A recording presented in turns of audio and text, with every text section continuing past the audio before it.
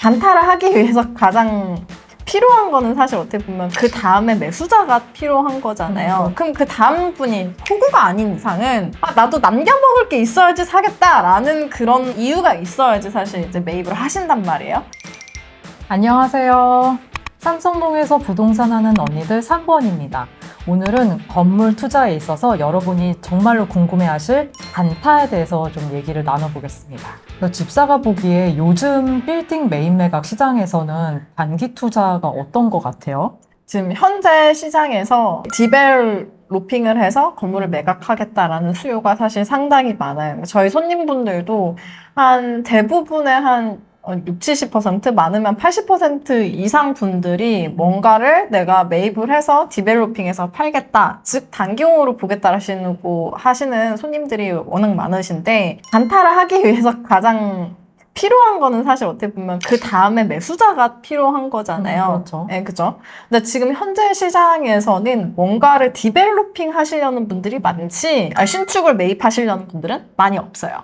난 리모델링해서 가치를 상승시키면 얼마든지 뭐 단타를 할 수 있어, 이런 게 다 들어맞지는 않는다는 뜻이잖아요. 네, 맞습니다. 저는 개인적으로 단기 투자라는 자체가 부동산 시장에서는 맞지 않다고 보는 편이긴 합니다. 왜요? 네, 부동산이라는 건 사실 다른 것보다 땅을 투자하는 개념이 있기 때문에 오래 가지고 계셔야지만 사실 수익이 어느 정도 보장할 수 있다라는 기본적인 그런 것들이 있는데, 그리고 저도 단기 투자를 사실 성공시켜주는 사례가 많긴 하거든요. 딱 사실 단기 투자는 보면 알아요. 이거는 단타를 칠 수 있다 없다라는 걸 사실 명확하게 알기는 합니다. 그러면 그 네. 명확하게 알 수 있는 그 단기 투자용 건물이라는 게 따로 있을까요? 네, 제가 생각하기에는 단기 투자를 성공했다, 이렇게 보는 사례들은 기본적으로 세 가지 안에는 드는 것 같아요. 첫 번째, 다음 사람이 남겨 먹을 만한 그런 건물이어야 된다. 두 번째는 이제 수익률이 다른 곳에 비해 월등히 높거나, 세 번째는 사실 이제 이건 운이 따르는 경우인데요. 네. 내가 산 건물의 컨셉이 딱 그 매수장 맞거나, 그 세 개 중에 하나가 사실 단기 투자용이 맞았다고 제가 생각을 하거든요. 네. 남겨 먹는 게 뭔 뜻이냐. 근데 요즘 알다시피 그 전 매도인이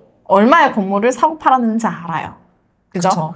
정확하게 명확하게 찍힌단 말이에요. 그럼 그 다음 분이 호구가 아닌 이상은 나도 남겨 먹을 게 있어야지 사겠다라는 그런 이유가 있어야지 사실 이제 매입을 하신단 말이에요. 그러니까 그게 뭐 가격적인 측면이 됐든 위치적인 측면이 됐든 어떤 남겨 먹을 게 있어야 된다, 이런 생각을 하지 않는 이상 사실 매수인이 이걸 덥석 사겠다 하는 이유는 거의 없는 것 같아요.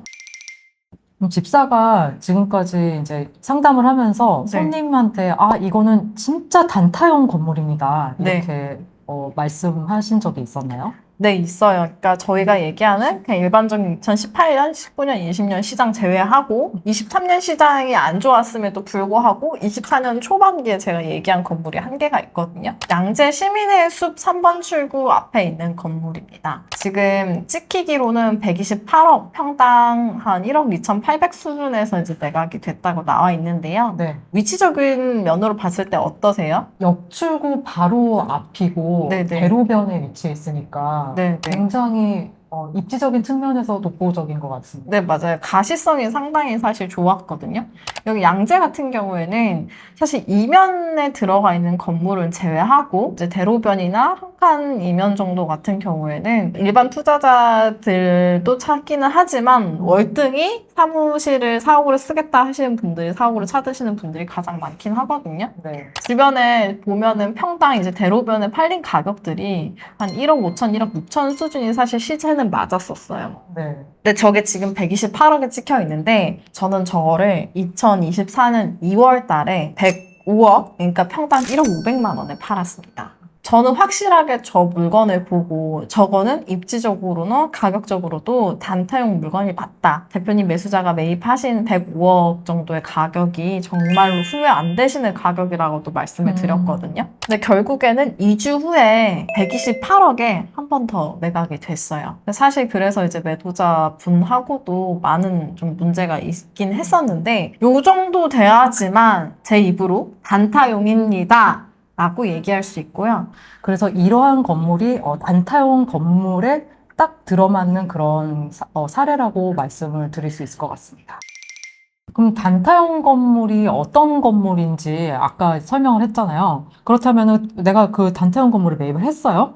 그렇다면 어떤 식으로 좀 활용이 되다가 엑시트하게 되는 거예요? 일반적으로 손님들이 생각하시는 단타용, 내가 단기 투자를 해야겠다라고 생각하시는 분들은 기본적으로 리모델링을 가장 많이 생각하시는 것 같아요. 그 외로 이제 아무것도 하지 않고 그대로 매각한 것도 있고, 혹은 이제 명도 조건을 활용해서 매각한 사례들도 있습니다. 근데 대부분 리모델링을 해서 매각을 하겠다, 이런 게 8, 90% 이상이라고 생각하시면 돼요. 요새 소위 말해서 그 디벨로퍼처럼 리모델링을 하거나 신축을 해서 밸류업을 시켜서 재매각을 함을 통해서 뭔가 단타를 노리시는 분들도 굉장히 많잖아요. 네, 맞아요. 근데 그런다고 해서 다 그렇게 거래가 잘 될까요? 리모델링과 신축에 대한 건물들이 어떻게 보면 2018년 시장부터 쭉 이루어져 왔잖아요. 그러면 신축으로 나온 건물들도 상당히 많단 말이에요. 근데 그게 다 매각이 됐느냐? 사실 아니라고 말씀을 드리고 싶고요. 물론 리모델링을 하면은 수익률이 상승이 될 수 있으나, 아무리 신축 건물이라고 한들 저희가 얘기했던 남겨먹을 게 있던가, 아니면 수익률이 따르거나, 아니면 운이 따르는 경우가 아닌 이상은 사실 리모델링은 답이 아니다라고 저는 말씀을 드리고 싶은 거고요. 기본적으로 손님들이 이제 리모델링을 하고 나면 특히 통임대를 상당히 선호한단 말이에요. 근데 지금 현재 시장에서 이제 작년부터 통임대에 대한 그런 문의나 수요들이 많이 줄어드는 상황에서 월등히 높게 받을 수 있을 것이다, 리모델링을 하면. 그 통임대가 영원할 것이다라는 것은 사실 좀 위험한 발상인 것 같습니다. 네, 그러면은 단타형 건물을 매입을 했는데 아무것도 하지 않고 그대로 부동산 자체를 가지고 있다가 네. 파는 경우도 있잖아요. 맞아요. 제가 도와드렸던 사례인데요. 그때 막 리모델링 수요가 많았던 시점인데도 불구하고 제가 아무것도 하지 마세요 하고 6개월 만에 매각이 된 건물이 있는데, 논현동 74-10번지고요. 57억 5천에 매입을 해서 아무것도 하지 않고 71억에 매각을 했습니다. 6개월 만에. 제가 왜 이거 단타용이라고 자신 있게 말씀드렸던 이유가 뭐냐면, 당연히 그 시점도 좋은 시점이기도 하고, 또 이 건물도 앞전에 제가 얘기했던 그 조건들에 부합을 했었어요. 그래서 단기 투자라고 말씀드렸고, 전 이분한테 아무것도 하지 말라 그랬어요. 건물이 너무 오래된 것도 아니고 임차인이 안 맞춰질 위치도 아니니까 딱 그거 하나만 봤어요. 남겨먹을 건 있겠구나. 그 다음 사람이 가격이었단 말이에요. 가격하고 위치. 또 플러스 볼륨도 맞았다. 그때 그 시장에서 원했던 볼륨이었다라고 말씀을 드릴 수 있어요. 그래서 제가 리모델링 하지 말라고 했었거든요. 오히려 저 건물이 리모델링을 했으면 훨씬 더 투자 금액들이 워낙 많이 들어가잖아요. 그럼 이분이 원하는 엑시 시점에서 절대로 못 빠져나왔을 거예요. 왜냐하면 이분이 원하는 엑시 시점은 사실 1년 이내였었거든요.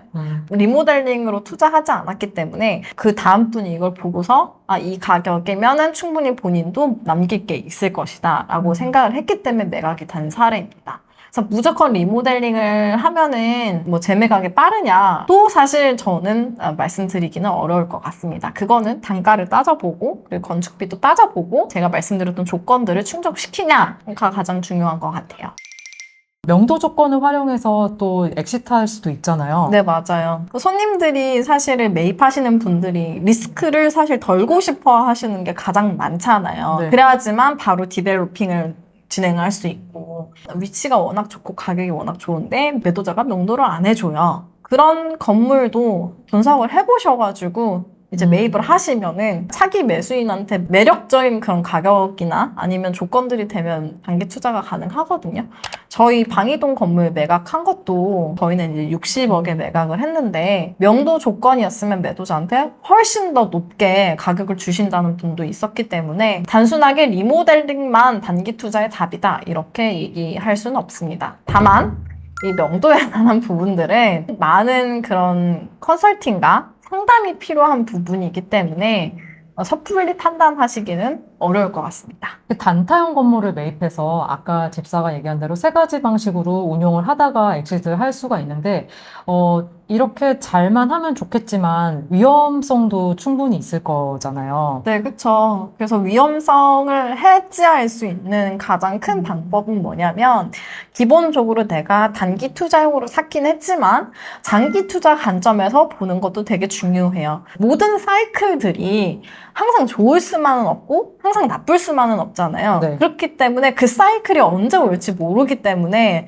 저는 저희가 말씀드렸던 그런 조건들을 부합하는지, 내가 매입하려는 위치가 네. 그래도 좀 적합한 곳인가, 혹은 내가 매입하려는 위치가 수익률이나 아니면 임대 수요가 괜찮은 곳인가, 네. 도로 상황도 좀 괜찮은 곳인가, 이런 것들을 조금은 본인이 마음을 좀 넉넉하게 가지셔가지고 운이 안 받쳐지거나 아니면 본인이 생각했던 수익이 안 나와서 단타는 아닐 수 있으나 네. 장기적으로 가져갈 수 있다고도 판단을 하시면은 저는 매입을 추천드리긴 합니다. 네. 단타형 건물을 매입을 하더라도 시장 상황이 충분히 변할 수 있고 내가 매입한 건물이 단타형 건물이 아니게 될 수도 있는 거잖아요. 네, 그러니까 네, 그거를 대비하기 위해서 장기 보유도 역시 가능한 맞아요. 그런 건물인지도 여러분들이 매입하실 때 살펴보는 것이 필요할 것 같습니다. 네, 맞습니다. 그게 되게 중요한 포인트라고 생각합니다. 근데 이렇게 단기 투자 목적으로 건물을 매입했지만 장기적으로 또 보유하게 된 경우들도 있을 것 같은데요. 저희 손님 대부분이 장기용으로 가지고 계시는 게 뭐냐면, 네. 그러니까 얘기를 하시는 게 제가 이제 매각을 하셔라 이렇게 얘기해도 나 이거 팔고 조금 더 좋은 위치에 사줄 수 있어?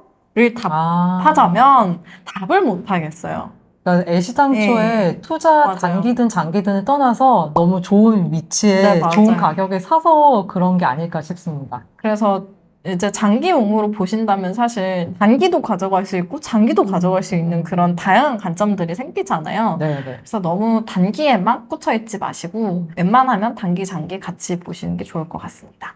그리고 그런 어떤 시장의 변동성에 대해서 내가 정말 잘 감당을 할 수 있을 것인지에서도 면밀히 검토를 해보는 그런 시간을 충분히 가지시면 보다 더 성공적인 투자에 가까이 다가가실 수 있을 거라 믿습니다.